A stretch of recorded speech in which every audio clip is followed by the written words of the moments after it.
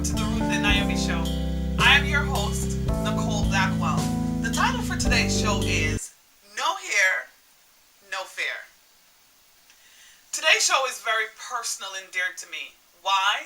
Because we're talking about what's considered my beauty, a woman's beauty. I was diagnosed, I think my diagnosis was when I was in my 20s, actually.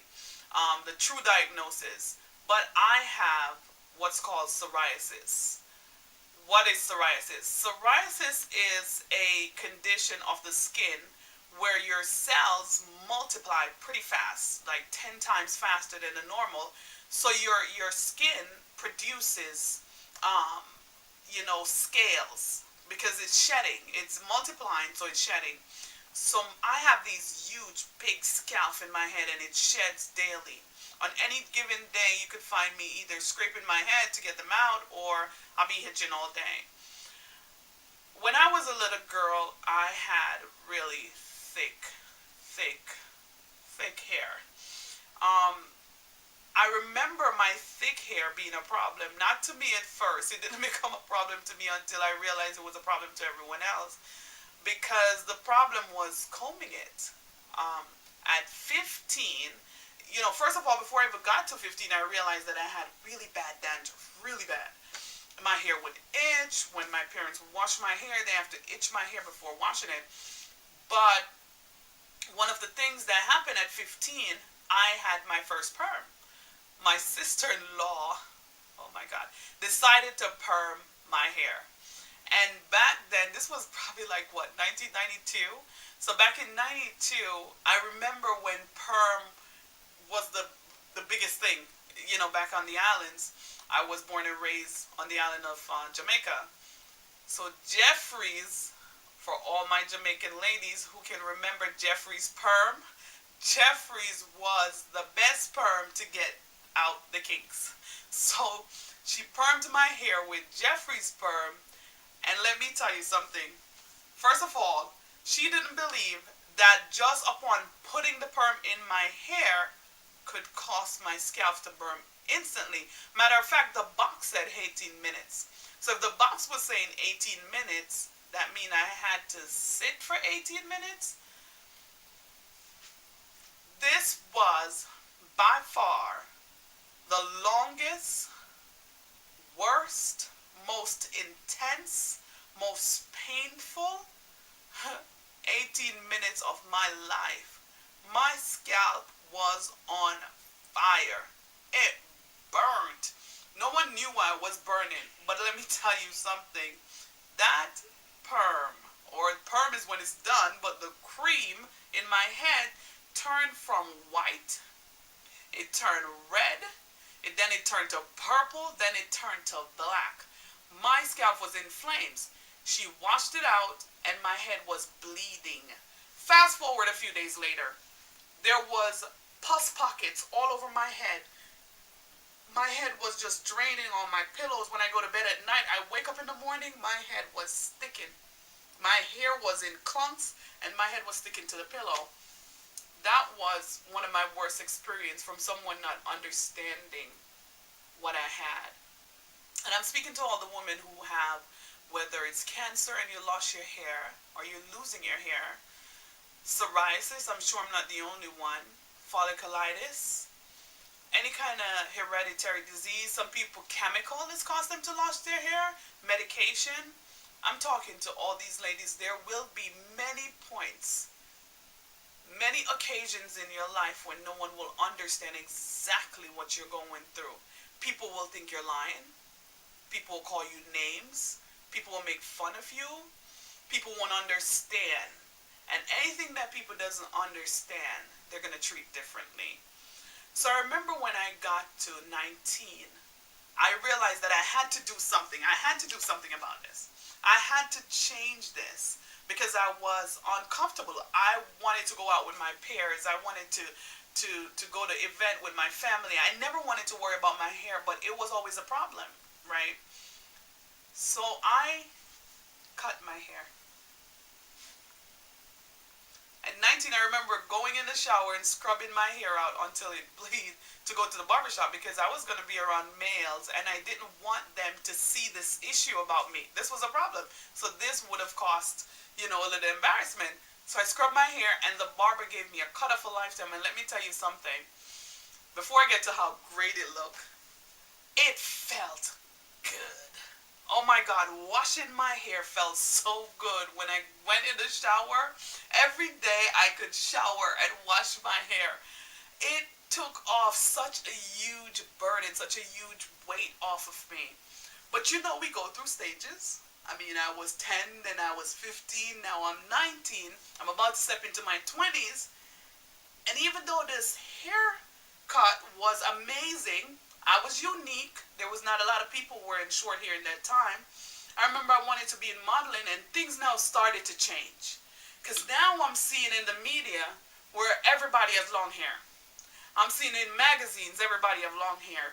I'm into modeling and the girls would do their photo shoot and they'll have the big fan and the hair is blowing.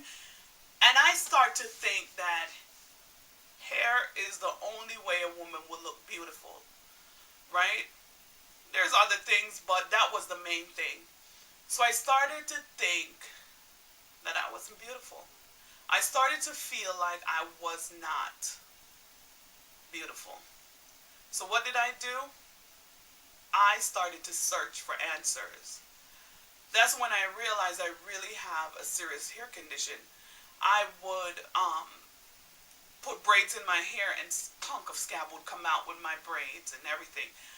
I got to 20 years old and I had a hairdresser at this point and she would try different things. I couldn't stay under the dryer for not even 5 minutes, guys. I was in fire every time when my hair is perm. Even if she left the scab for last, the lower part, when she washed it, the water would burn, the shampoo would burn, the conditioner would burn, the blow dryer would burn. She suggested that I wear wig. When a hairdresser suggests anything other than what they can do for you, that means the situation is out of their control. So she suggested wigs. I recognized then that this was very serious. I got my first wig at 20. My first wig was this full curly wig with a nice headband and I rocked it. I'm sure you guys remember when those wigs, there wasn't lace front then, so with a headband, that's the closest you could get to your natural hair. And then I remember when I wore it until one day I came home and my mom combed it out and it was afro, so that was natural too. I wore every type of wigs you could think of, hundreds of wigs. And then, hello, the heavens open and lace wig was invented. I think I found out about it later, but not in the beginning. But it was soon enough before everybody did. And let me tell you something.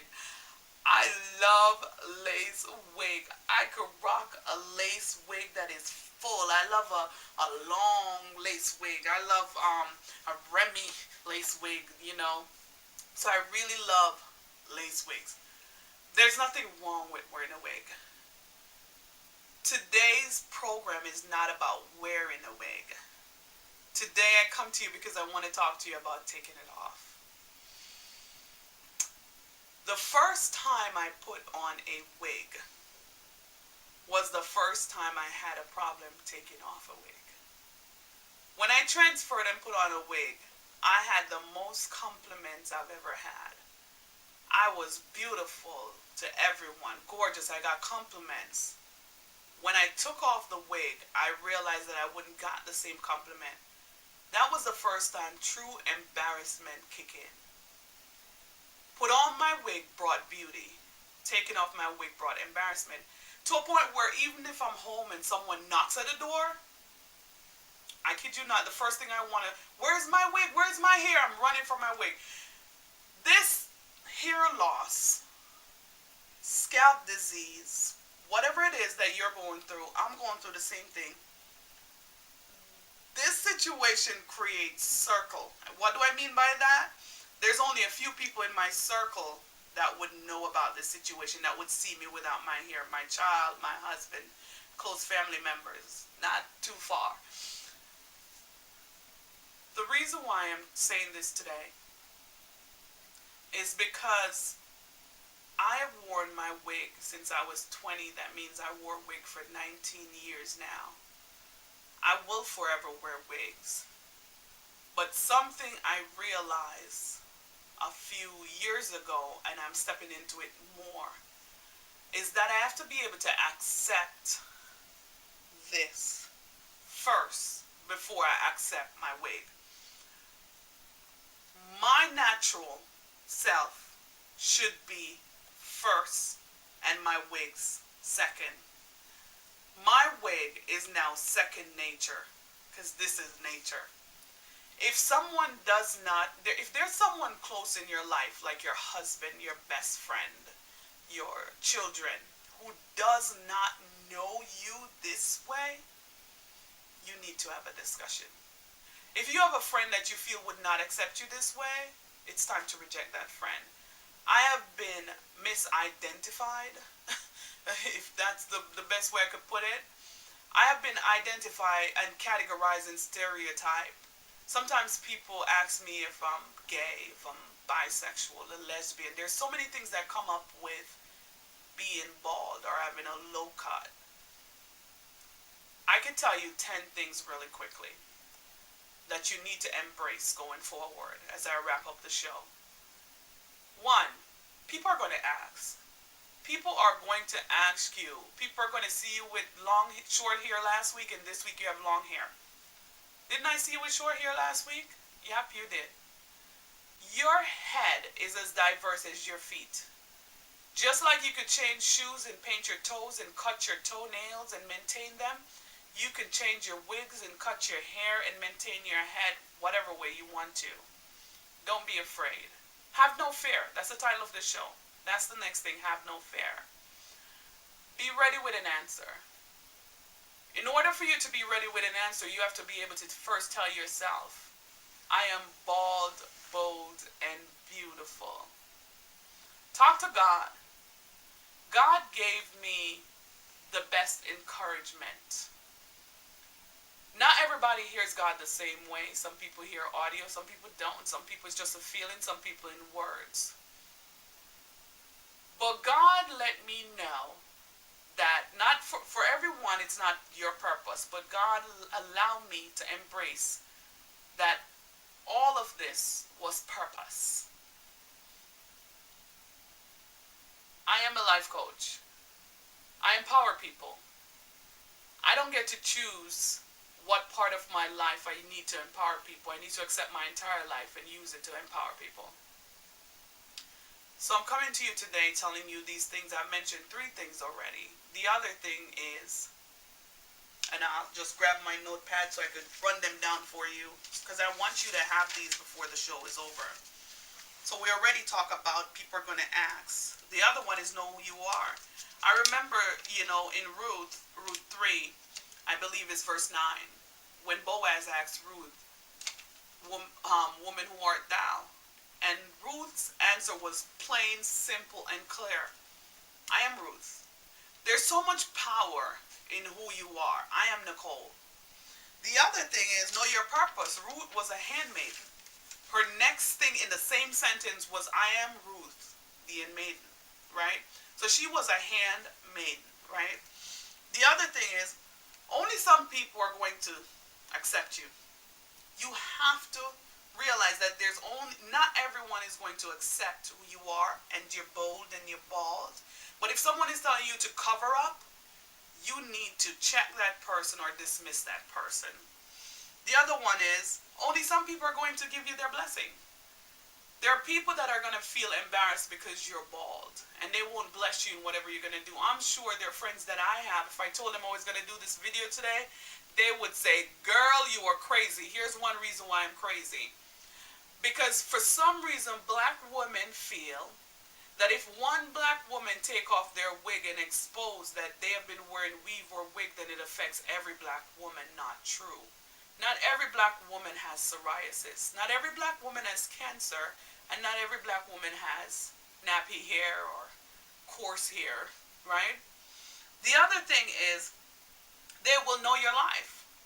People know who you are already. Why hide? If you're growing and you're building upon, then you need to be open with what you're building, because the rest of the stuff they already know. Boaz know Ruth. He knew she was a virtuous woman.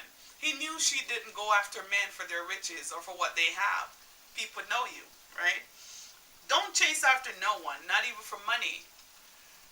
Don't let wig, weave, or no hair define how you carry yourself, or use having a wig or a weave to get anyone for money or to be in the mix with anyone. I know it might not seem relevant now, but you'll get it eventually. Have no fear. We talked about that. If you don't require, you won't receive. Every woman should have standards and requirements. A virtuous woman has requirement, and Boaz did say this to Ruth, that he will do everything that she requires. It's because every woman has a set purpose and things laid out waiting for them. You just have to step into who you are and your purpose.